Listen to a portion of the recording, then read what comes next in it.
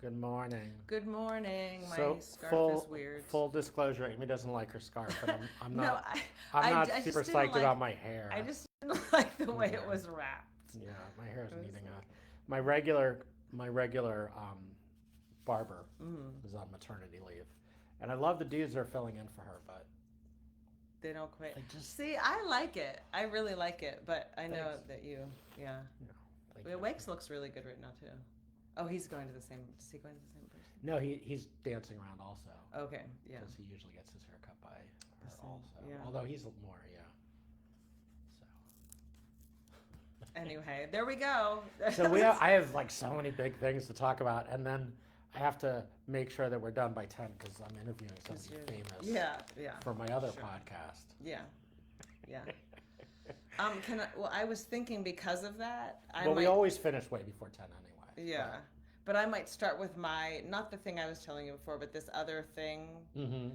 And it's not Okay. that I Well, feel just like start is, whatever. Yeah. yeah, plus I think it helps me to talk first because yeah. Okay. Anyway, which is part of my work actually is to like, Talk. yeah, Talk. is to Cut be it. on stage Talk and first. talk. No, is like to use my voice and Mm-hmm. like, and when I feel sad and trapped and, um, hopeless to know that there's something I'm not like I need to speak. Mm-hmm. So I do notice sometimes there's a little bit of shrinking like Mm-hmm. that I can do when I so anyway, um I this morning so it's snowing, it's been snowing and snowing and snowing and snowing and snowing and snowing and snowing in here. It's like it feels like a lot of snow. Even though like anyway, so I like have been shoveling the driveway, and then a neighbor gave us a snowblower. Say, Sean snow blew the Snood blow. snow Think it's blued, snood blow? and shoveled the roofs and stuff. Nice. And so then I get up this morning to walk the dog. It's like 6 a.m. and it's fucking snowing more, and there's snow all over the cars, snow all over, and I was like. I mean, this is life, which is why I'm bringing it up. But like fuck it, I fuck this, like I'm in this real thing where like I spent my life probably more than I had realized, um like managing everyone and everything all around me, like making sure that I was a part of everyone getting what they needed, like making sure everyone feels comfortable, and then having a child, and then especially like taking care, like doing this great work of like really taking care of whatever, like Mm-hmm. this child. And now I am really tired of it. Like I'm so tired of it. I'm really tired of. I'm now suddenly clear about that I'm not responsible for everything because have done enough trauma work, and like Mm-hmm. I'm not just doing it mindlessly, like managing my trauma through like doing things and taking care of everything. Mm-hmm. But the thing is, I, so I'm in this place where I don't want to do it anymore. I'm like, this is not my job To take care of. to take care of everything, but also like even in the Mm-hmm. moment, like at work, I'll be like, technically like doing all the dishes. That Right. is definitely not my You'd job. show up for hours. There You show up is, hours you before know, your shift, right? To well, make I show sure. up hours before my shift because people don't do their side Well, that's work. what I'm And saying. right, Yeah. right. But then, well, anyway, that's getting off track. Okay. But yes, I Sorry. do. I show up, hours before I'm actually scheduled because, in order to actually, whatever, because there's stuff I need to do that people haven't done the night before. Right. So there's that. But I'm even talking about like, so just all these things, like the endless things that I do, like clean the house and clean the bathroom and wash the floor and vacuum and Mm-hmm. do the laundry and like all that stuff that I'm just Mm-hmm. like have just making sure Wake has every single snack, like making just Mm-hmm. like, and like I feel uncomfortable saying that. He's going to be Yes. 18 like very Mm-hmm. soon, and I'm like, I'm sorry, He's I don't got want yeah. to, like he has a car and a job, and he he can get his own shit, you know. I do like doing it because I am his mom and but whatever. Anyway, so this morning I was like, I don't fucking want to shovel. Like, fuck this shit. I don't want, like, I actually don't want all this responsibility because the actual responsibilities that I have are fucking with like how I feel. So it's like this weird amount of discernment where I'm like, can I like really not do this?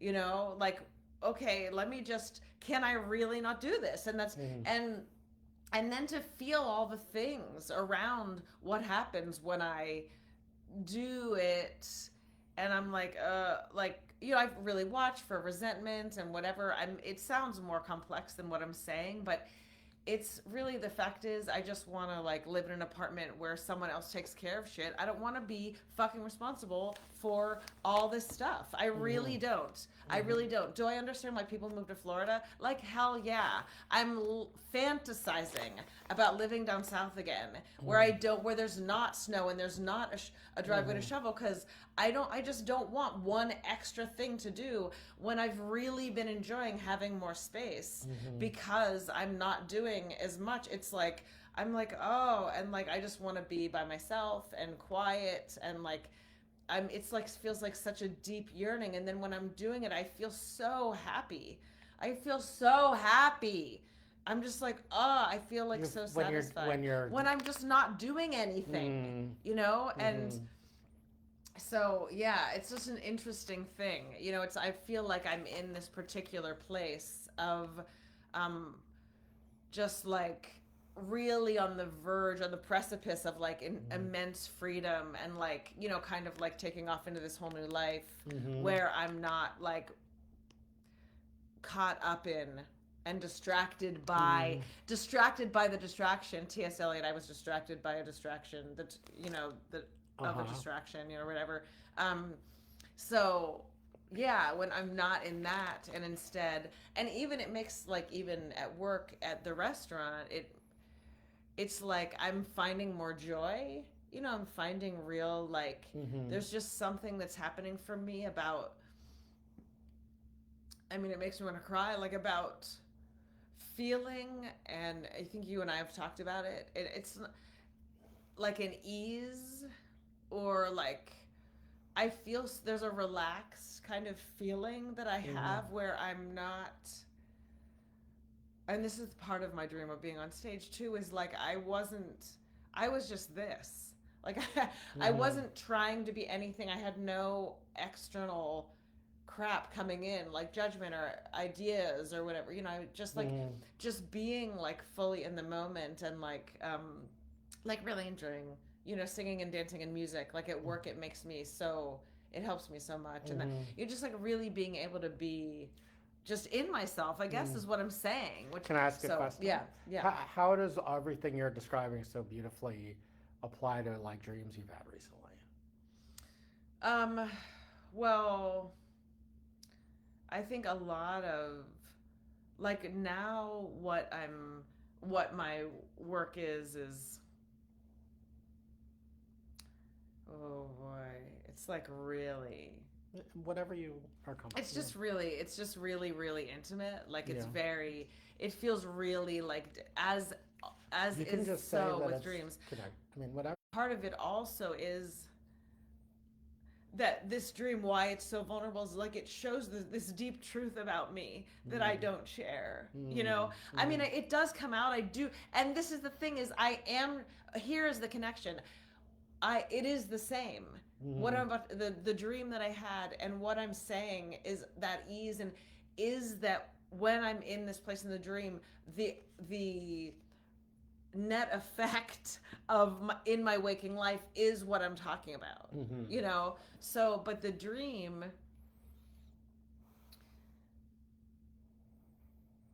is that I'm in a church alone, and I'm eating a Twix candy bar, and which is not something that I would do.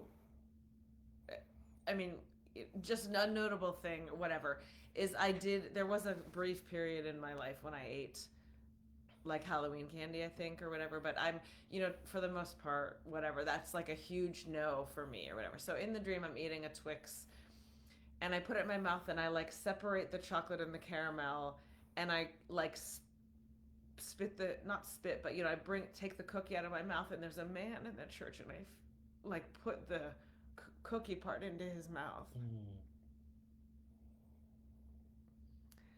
And that's it, and it's just the best thing ever. There's no talking. It's just like, he just comes and I offer that to him and we're just there together. And there's a reason that it's a church. Obviously there's a reason. It's like all the things, like for me, it's like this sacredness. It reflects my inner relationship with the divine and like my beloved as I know and myself,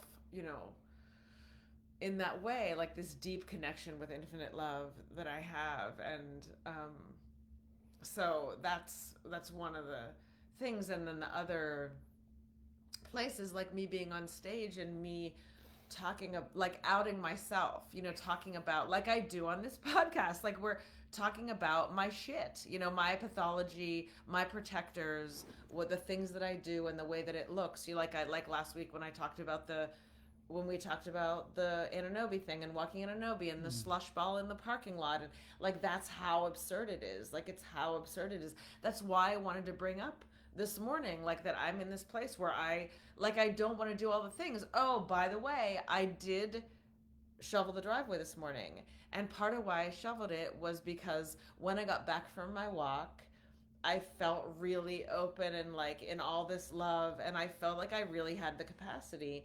And the snow was really soft and sweet, and so I did shovel the driveway. And I didn't feel like I was put out or like I was doing something I didn't want to do or whatever. So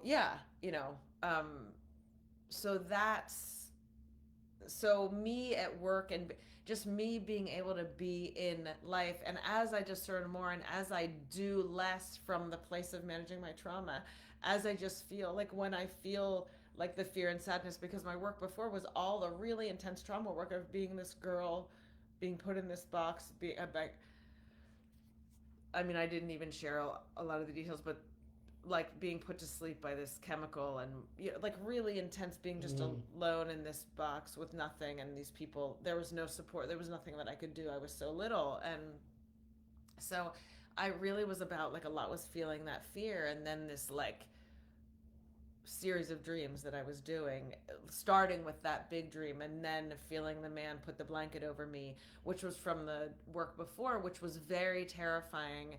And he was putting the blanket, you don't know if that's gonna help. It's not like it's just a blanket. There were guns and men with guns but like I felt like he loved me. So no matter what happened, I really could feel how much he loved me. And so it's like, be that girl in the box and feel the man putting the blanket over me, feeling how he loves me.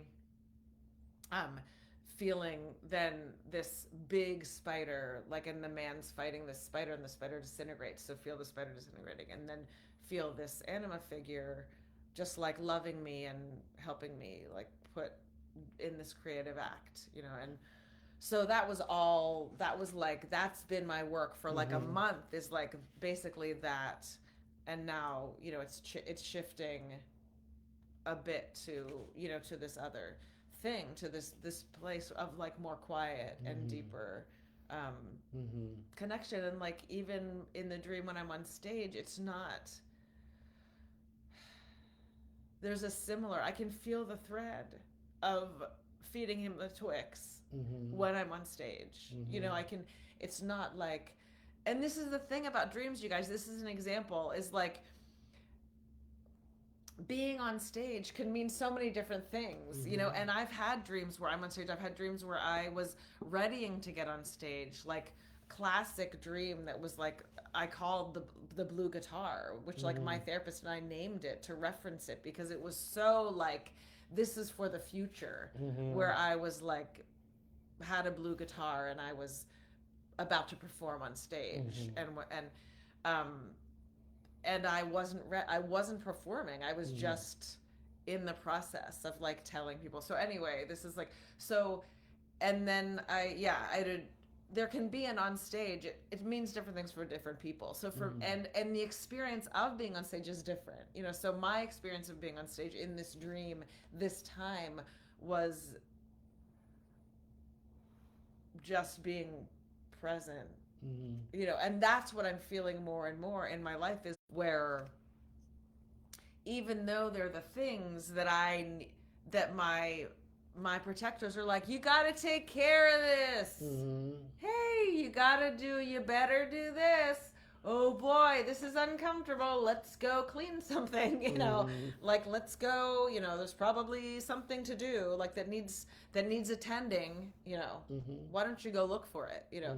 So instead, you know, to just being present and just noticing, wow, that's there, and the compulsion still, and the compulsion energy is still active, you know, which is what I'm working with, is like, oh, wow, you know, and then if I don't immediately serve that energy, the compulsion, then the discomfort comes, then the fear comes, then, you know, so then I get to watch everything that happens, you know, and sometimes a lot of voices come in. If you don't do the compulsive thing. So and then sometimes the voices come in and say like, if you don't do this, then, you know, or try to like spin me out and get me to project, and you know.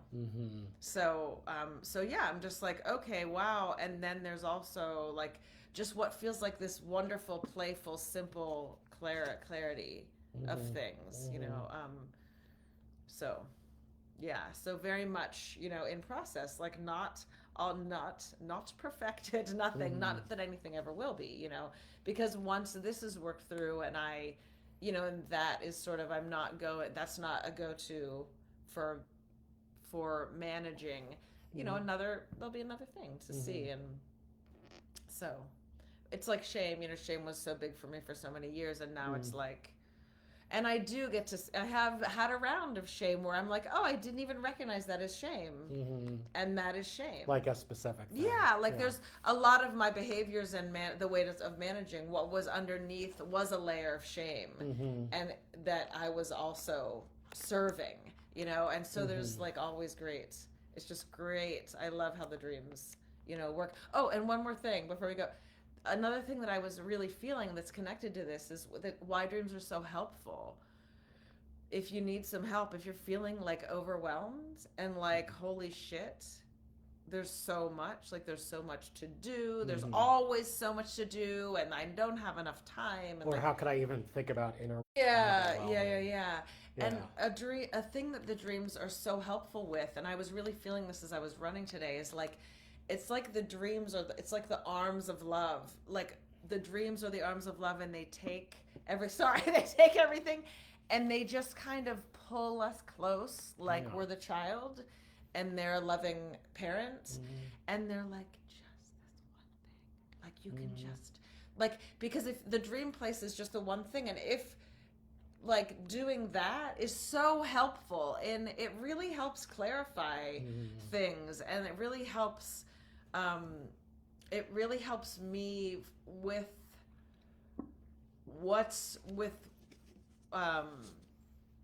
like throwing away things that don't really you know help, because it really helps with the grounding in the body, and it's like, oh, then it just kind of helps clear things and be like, oh, I don't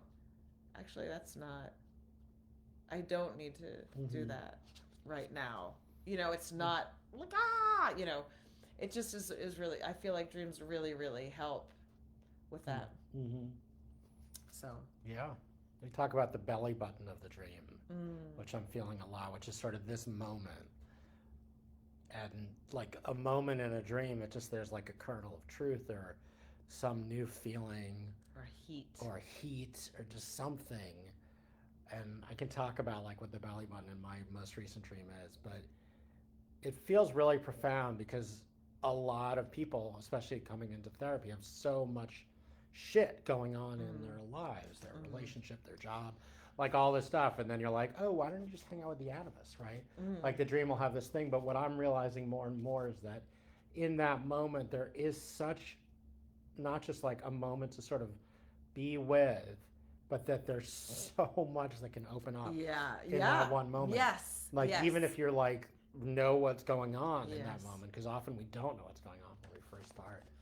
That so I can talk about like my little belly button place in my dream. I have two things I want to talk about. One is this epiphany I had laying Another in the tub, God. and the other is just the I had a session for myself yesterday, and where I am with that, which is again like a brand new thing got revealed.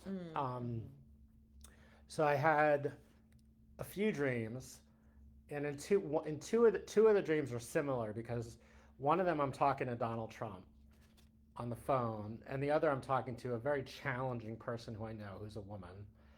Um, and in the dream with Donald Trump, I'm like talking with him in a way that I feel like I'm sort of swaying him towards compassion. Mm-hmm. Like he's just sort of like a little bit more loose, and I'm kind of saying, oh, here's like another Oh. place of like compassion. But I'm also like kind of not really like I'm not that interested in what he's saying at the same time. Mm-hmm. And then in this other dream, actually, you and I are doing strings. We're doing like a string thing. Mm-hmm. And this woman is there talking, chatting, da da da da da da da da. And I was just like getting really annoyed with them. But then I said something to them that like got them to change. Like I referenced it to like, well, what would your experience be if someone was talking while you were trying to teach or something? Mm-hmm. And I was like, in both those moments, I was like, ooh, I kind of got them. Mm-hmm. Like I got them to be present. Right. I got them to like get underneath their reactivity. I did it. But what I realized about that, and this is one of the painful parts of being a human being, is that just because you have like a moment of connection and the person can drop and be vulnerable or be in relation to you, the trick is to recognize sometimes that they're not going to change. Sometimes? Well, probably most of the time. I mean, I feel like I'm being generous. Or that doesn't mean that they have changed. That right. And then it's like something, but they were like this, you know, and I can think back to different relationships that I've had with women. I was like, but there was this moment where everything was wonderful. Like, what happened to that? You know, and that for me, what that is like this place what we call hubris of like trying to connect by doing something, and it's from this like place of responsibility also, like when you use the word responsibility. So in the dream I'm successful. That's connected to the lawyer, right? Yeah, well, it's exactly, it's connected to the lawyer. I hadn't even thought of that, about that, but it's like a new place for me to understand that like even if I'm a successful lawyer, it doesn't matter because people are going to revert back, and that's not even really the point. The point is that gives me more of a reference point for myself to just continue to feel my own connection, like my own place of feeling supported or loved, and that's the essence of it, right? Like so. Oh, that's so good. So good. Okay. So like recent example is holding this bear cub, and there's a man around, and so it's like, can I just be with the bear cub or be the bear cub and go to the man and be aware of the man? Like that's nothing but just like an opening into like feeling loved in relationship. And then I had a dream last night as part of this with Donald Trump and this other person. I had another dream where I have this secret library that shows up in my dreams every once in a while. It's like somewhere in between Plainfield and Montpelier, and it like reminds me of like childhood. It was like a secret place to go. I remember that. And it's like on this dirt road that I can't always remember exactly where it is. So in the dream, I'm like wanting to get to my secret library, and I'm walking through this neighborhood that's very industrial and kind of desolate, and there's a bunch of young black guys walking around. I feel really scared and intimidated, kind of like what it was like in New York City with that dynamic. But then I find myself at the library, and there's a librarian there, this woman, and she's got like quotes or some phrases that are from when I was like that are from PS3, Oh. like my elementary school. Yeah. Right. So that's like right before I really separated from self. Like I was pretty shut down even then, but there was still some boy there. There was still like some libido that hadn't, I wasn't severely depressed, like probably until like third grade is when it really came down hard on me. But like, this is like younger. This is like K1, 2. And I had this wonderful kindergarten teacher or this wonderful first, second grade teacher, Barbara Kumar, like, and so the dream just sort of has this kind of energy of the connection to that, which is this real sacred like childhood experience. And then I'm in the bathroom toilet, and the woman's like coming in, and I notice there's like this little child's booty in the toilet, and I'm hoping that when it flushes, it's not going to get stopped up. This makes me want to cry because the booty would. So I'm hoping the force of the toilet is going to take the booty down, so she won't see that there was a booty, that somehow it was my responsibility. Like I didn't put the fucking booty in the toilet either. It was my responsibility. So part of it was like to feel in the session. Part of it was to feel into what is it like to just be with this woman in the library with these like things connected to PS3, and I could sort of feel that a little bit. But what feels more deep is to be in, like, to not hide the booty from her, to not try, you know, it's like there's this problem. There's somebody put a booty, and it wasn't me. I didn't do it in the dream. It's not like I'm trying to like shirk responsibility or feel shame. Not that it would matter if I did something like that for attention. You know, like I remember I stopped up a sink when I was like in third grade at this chiropractor's office. I wanted it to kind of overflow. It's like the way of acting out, sort of. So I don't think that was this in the dream necessarily, but even if it was, it's still this poor kid is just looking for love and connection. And so I'm feeling that really deeply, which is like letting her in that there's a problem. There's a booty in the toilet. Right, Just feel like it's the opposite of the hubris of trying to convince Donald Trump or this other woman who will never change to be vulnerable. Right?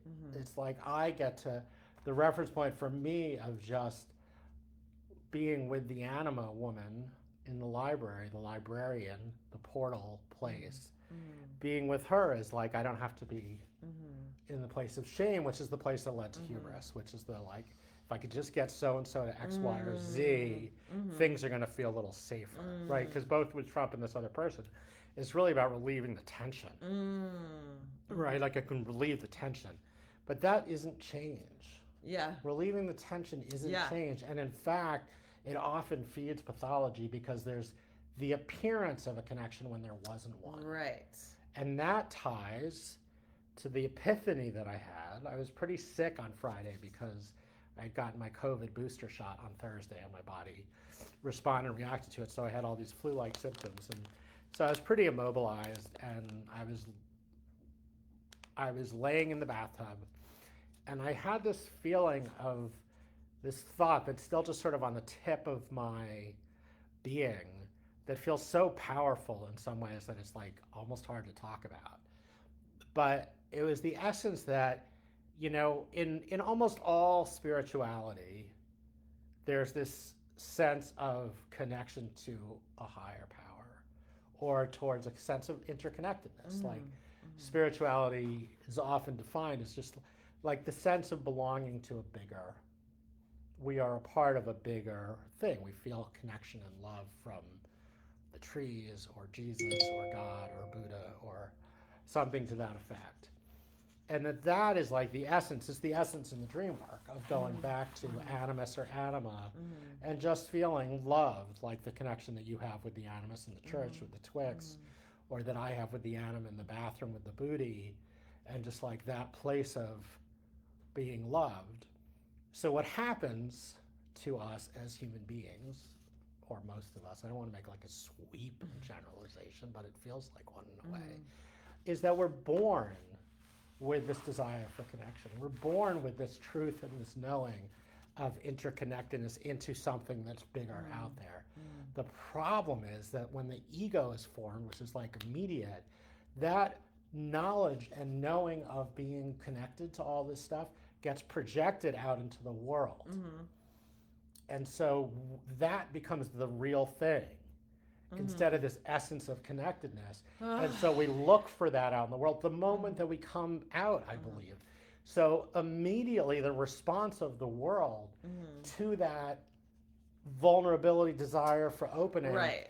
is how our ego understands what that vulnerability does to us. Right. Like, is it like the child who falls and then looks to their parent Right. to like see what their response is and then responds? Right. Yeah. Right. And on an even deeper level, it's like, oh, I feel all this love, but the person's not giving it back, which means there's something wrong with me. And so that sense of interconnectedness, the very thing that makes us so incredible is the thing that destroys humanity because it gets projected out into the world, and because the world can't reflect it back, then we somehow become disconnected from that thing that we know. Yeah, and the world really can't reflect it back. The world really can't. It's like that, a there's a word for it that. really can't. Like it is a different reality. Yeah. There's some way that we as human beings with our defensive systems can't allow for the opening because there's a level of vulnerability or threat that is there, and then horrible shit happens that reinforces it, like the shooting at Brown yesterday. It's like that there isn't safety, that there is threat, and there fucking is, right? But that it becomes it's on such a tiny level of energetic feedback. And so for me, like trying to get, I got Trump to be like a vulnerable, sweet guy is like, that's the projection of the trauma of connectedness onto this person who will, even if he has a moment of vulnerability, will snap back into his own trauma. Yeah. Like it's what's going to happen. And probably act out, maybe even, or whatever. And act out in response to the vulnerability. Yeah. Yeah. So all of that is kind of coming together for me, which is, woo! It's really dramatic for me to sort of see this, like, oh, no wonder we are ... I don't want to say like fucked, but like no wonder this is such a struggle because it's the thing that we are. If we could, and this is where the dreams help because they provide this for us, if we can be in that place of vulnerability and connectedness inside ourselves and live in that. Right, which is that's what I was extraordinary, talking about. which is what we're both talking about and what the dreams have done for us. Mm. It's like we get to have that because then we can be in the truth regardless of how the world responds to us. Not that we're like free of it completely, because we also continue to be human beings out there, but we sure as fuck can like change our energetic input and output when we're not needing to take care of people or needing to get people to understand where we're coming from or worrying about X or needing people to respond in a certain way, like to be okay.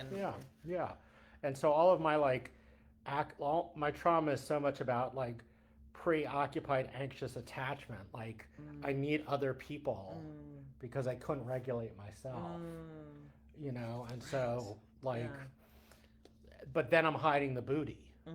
Right. Or right.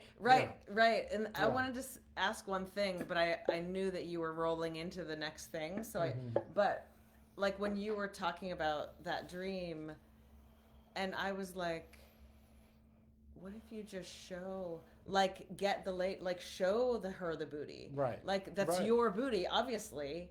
Yeah. It's your, it's your, but like just to be like, look at this, you know, and like, it's just so, like she'll help me with it. Yeah. Or whatever, she'll love it. She'll be like, I love this. Let's, right. Yeah. I want it. Such a nurturing, caring thing. It's like the booty is from the age when you can't put on your own boots. Right. It's like that level. Yeah. And you're, it's like you don't even have enough, you can't even keep your sock on, like, you know what I mean, like Yeah. how all those times you like wake in the stroller and like, Mhm. oh, lost a sock because Mhm. it just didn't stay on, and the whole chunkiness of the ankle and the foot, like all, Mhm. you know, there's no, it's just so great. And you're putting their shoes on and it's like they don't have a capacity or awareness to like help, so Right. it's like so odd You're like, and specific. their leg It's is like lifting up. yeah, As yeah, it, yeah, yeah, like, yeah. yeah. Like, and I that's need why those some companies that make resistance here. the great kids shoes are so great. You know, get them to open up really wide so you don't have to. Yeah, Yeah. yeah, yeah. It's so, that's really wonderful. Like, Yeah. So I'm just feeling the preciousness of all of our experience, like that human experience of belonging and oneness with Gaia or Buddha or a community, or like for my dad it was like AA and the moments that he was like celebrated by for telling his story. It's like that place is like who we all are as humans. It's like it is the need. It's just the need for feeling this sense of belonging, but it gets projected. Like it's a real thing that's so deeply spiritual that's not really connected to others. yeah. But at the same time, that's how we're gonna have it, is through others. Right, I get what you We mean. can't like not. Yeah, yeah, I mean, yeah, because yeah, like as infants, we are dependent upon yeah. that, and so it's going to get projected Yes, out onto the right, mother, the father, right, the caregiver. right, right, It just right, is. There's no way to be like, oh, I'm a baby, but I realize Jesus loves me, yes. so Right. I don't really. Yeah. I can live. You know, that's Yeah, not yeah. how it works. Yeah. It gets Yeah. projected out, Yeah. and then That's why Jesus is so cool. Because that's what part of the Jesus myth. Yeah. I'm Is just that thinking of exact thing. Yeah, yeah. I'm thinking of what was that band that Jesus had the is song, way cool. Jesus is way Yeah, cool, yeah. and also Detachable Penis. What was the name of their? I forget the name of that. I know, group. I can't remember either, which is so funny. Yeah. Do do do do do. Yeah, do I love it. do do do do do do do. And I love what you're feeling. You know, I just feel like that's such a, for me, like, you know, every morning when I wake up, wow, I woke up. And also, like, that kind of holding that kind of awareness, you know, of like just that compassionate awareness of like the humanness and the, and like the infinite love and the constantly, yeah, just how everyone's in their own dance with it all, you know, and in their own like kind of remembering and forgetting cycle, and the forgetting can last for years. You know? And so, you know, so and whatever, wherever everyone, like it helps me connect to my deep desire to just be with people where they are, like, and the great and that's joy what I'm that I get right, and that's from what that. I'm learning from this. Even like with my clients, is like the moment I'm trying to get someone to get something, I have to really check in of whether it's hubrisness or not. You know, whether I'm guiding them as opposed to them being able to. Because unless they get it themselves, it's not going to get integrated. Right. And so that's the beauty of the dream. It's like it allows us to break away from that therapist codependent projection reaction thing to be like, this is your dream, and you get to go into the dream. Right. You get to support around the parameters of what may or may not be happening, and help you pause and feel, or maybe be with something or offer a possibility. But ultimately it's your dream that's wanting to connect you back to your place. And so the more I step back from that, like that's part of what I'm realizing as a therapist too, the more I step back from that and allow people to have their own experiences with it, regardless of what I think, that's how it gets integrated. Yeah. That's a big deal. Like, That's a for the big change. deal. Yeah, because even in my dream, my therapist was like, well, just feel the moment of the PS3 writings. And I was like, yeah, but it feels deeper if I go over to the Bootie. right? And Mm-hmm. and like I knew that for me, Yes. that Yeah. was the place. Mhm. So, yeah. Yeah. I have a pimple on my third eye. I love that. How magical is that? It's like human beings and portals and spirituality and oils and not eating that great. And ah. And I learned today that Booty spelled T-I-E and Booty spelled with a Y are actually two different words, interchangeable. But booty, B-O-O-T-I-E, is the booty of a kid, and B-O-O-T-Y is the pirate's treasure / buttocks. And they're not interchangeable. Yeah. Never shall the twain meet. That would But have to sometimes be a booty, to fit on a booty. right? Sometimes a booty is the booty. Right. So The treasure. I think we did it. I think we did it. And then coming up at 10 o'clock, special treat for the Old Heads podcast listeners. We're interviewing somebody kind of famous. So that'll get broadcast as well. Amazing. Can't We're wait. going to talk about hip hop in the streets of New York in the 1980s. Living it, living it. 1984, 1983, 1982. Billie Jean, Run DMC. The Fabulous Five. Furious Four. All right. Bye, everybody. Bye. Have a great day, everybody.